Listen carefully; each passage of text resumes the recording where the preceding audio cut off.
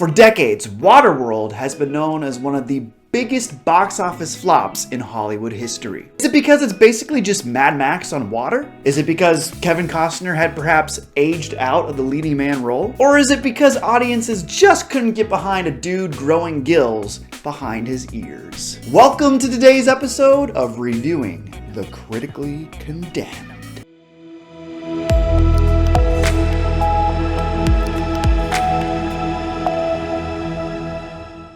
Waterworld takes place 500 years into the future when the polar ice caps have melted and the entire Earth is completely submerged by water. Kevin Costner plays the Mariner, who by a twist of fate gets stuck helping a woman named Helen and a young girl, who are being hunted by a group of pirates because they have a map leading to the mystical dry land. When the film came out in 1995, it was the most expensive movie to date, with an inflated budget of $175 million. This was due to delays, rewrites, and a hurricane that destroyed a multi-million-dollar set. With all of my critically condemned reviews, I like to start by highlighting the good things, even in really bad movies. So let's take a shot and see what works here. This could be tough. Well, you gotta appreciate the ambitious nature of this movie. It's high concept. It's bold. I mean, this was before the days of widespread CGI where you could recreate an environment digitally on a computer. So this production was literally out on the ocean, and cast and crew had to be ferried out there from the shore. And think about all of the boats, jet skis, and other watercraft that had to be maintained and operated during this whole process. Not to mention some of the crazier stunt work that's performed on some of these vehicles. The futuristic setting of Waterworld is a compelling hook that perks your interest. The globe is covered in water? There's a mysterious dry land somewhere? These are interesting ideas that have a lot of potential to grab the curiosity of a viewer. As far as acting performances go, a young Tina Majorino is the real standout here. So many child actors have failed to give a legitimate weight to their acting,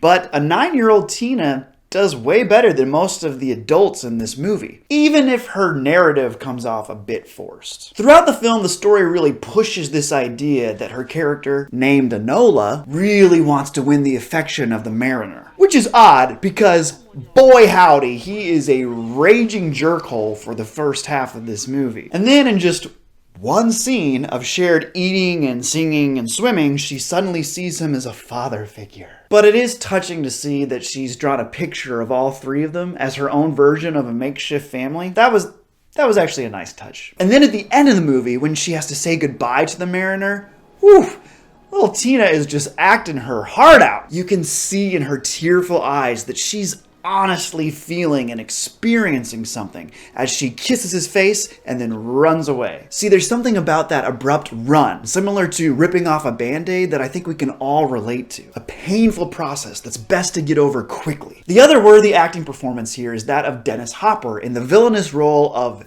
Deacon. He's the leader of the pirate group known as Smokers. I have to admit though, it took a while for his character to grow on me. I think Hopper gets better as the movie goes along. It's pretty clear from the beginning when he leads the Smokers to destroy a community that they're trying to make him this loud, eccentric, slightly deranged figurehead. But some of his actions, like throwing a lit match down the hatch of his own oil tanker, doesn't make any sense even for the most deranged mind. His subtle moments further along in the movie are much more effective. For example, when a prisoner pleads their case to him during an interrogation, he responds, "Golly gee, a single tear rolls down my cheek." It's a great line filled with dripping sarcasm that's beautifully executed by Mr. Hopper. While we're talking about acting performances and dipping our toes further into the not-so-great territory, let's segue into the bad stuff of the film, because we gotta talk about Kevin Costner. So my nostalgic sentimentality for the actor is for real. But even I can understand that this characterization of this hero is very weird. He's developed a mutation. And just from a stylistic perspective, the webbed feet look okay, but the gills that have grown behind his ears, just look so stupid. I get that they wanted to put them in a hidden position so that the other characters would be surprised to discover them, and the makeup department wouldn't have to make them for every scene. But wouldn't it make more sense for them to grow on somebody's neck? I mean, Costner's hair and costume are so bad. His thin, stringy hair is pulled back in a wet ponytail that is not doing him any favors. He wears big seashell earrings and sporty water pants with leather striping on them.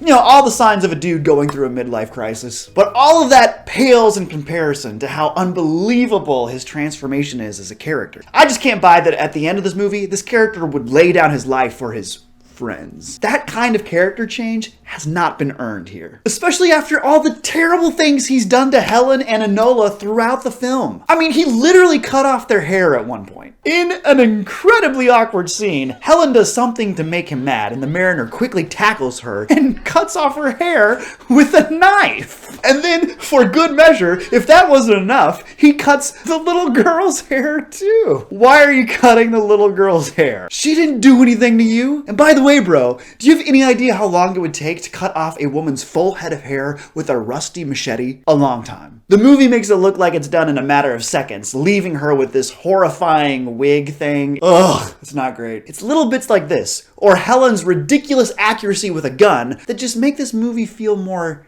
campy and less grounded in gritty realism. And then there's the overused cliches, like the "luckily the bad guy's gun just jammed right when he caught up to me" bit, also known as the reliably unreliable guns trope. Or the worst one is the grand finale when Enola has fallen into the sea and 3 smokers converge on her location on jet skis. But wait, the mariner bungee jumps from a hot air balloon, picks her up just in time for the 3 buffoons to crash into each other. Gotta love it when that deadly dodging works out. Bugs Bunny would be so proud. And then there's even some more stupid moments happening here. There's this part when the mariner takes Helen down underwater to explore this old city, and he tells them, "I'll breathe for both of us." Okay, let me get this straight. So in this world, he has gills, which would allow him to breathe. That makes sense. But how is he then able to press his lips against Helen's and supply her with enough oxygen? Would he really be able to provide her with enough breathable air? Could they really lock lips so tightly that no water could come into her mouth? See, this is an area where I think just a little more explanation might be needed. And there's several times where there's just an inefficient amount of world building. Like, are there other mutants out there? I mean, when the villagers first discover the mariner's mutation, they act as if there's some kind of general awareness about mutants. Can we learn about these other mutants? I mean, it seems like a good opportunity to really kind of put... Oh, no? Okay, I guess the answer is no. And when it comes to Enola, I have a lot of questions about this girl. And I think some of them just really need to be addressed in this story. Like, was Enola born on dry land? Because it's kind of implied. And if so, how old was she when she left dry land? Would she really remember trees and landscapes well enough to be able to draw them with her crayons later on in the movie? And if she remembers trees, why doesn't she remember anything else about dry land? Was there a reason she left? How did she get to be in Helen's care? And the biggest one of all is, how exactly did she get that tattoo of the map on her back in the first place? Who and why would you put such a huge marking on a small child? Like, did her parents do this so in case she ever got lost or kidnapped, she could then somehow find her way home? Some parents help their kids learn their home address by learning a fun little song. Other parents pin you down and brand your skin with ink. Though if it's on her back, then she wouldn't be able to see it. See? This doesn't seem thought out. Okay, one last world building thing. Deacon apparently has this huge following, right? Like, at the beginning of the movie, you think it's just a small band of 20-something smoker pirates. But then at the end, he's leading this entire community on this massive ship, and they all seem religiously devoted to him. So how did Deacon start this cult exactly? What message is he preaching to these hundreds of people that see him as some kind of savior? We aren't given any of that info. The third act comes across very rushed, and there's a lot lot of cuts that just are jarring. But speaking of the edit, apparently Kevin Costner and the director got along so poorly that they fired the director towards the end of the production, and Kevin Costner directed and edited the rest of the film by himself. There's also a version of the film called the Ulysses Cut that adds another 40 minutes to the movie. It includes a scene at the end when the characters discover that dry land is actually the top of Mount Everest. So that's kind of interesting. Now, I've never seen this cut of the film, but hey, maybe it goes into more of Enola's backstory. I'm not getting my hopes up. That's my review of Waterworld. I give this movie 97 jet ski pirates, because it doesn't even matter. Thanks so much for watching, guys. Please leave a comment below. I'm actually really curious how many of you have seen Waterworld. Please subscribe to my channel, like this video, and I'll see you next time. And under the sea. Under the sea. Darling, it's better down where it's wetter. Take it from me. Up on the shore, they lay all day. Up down in the water, we walk around in the water on the floor of the ocean.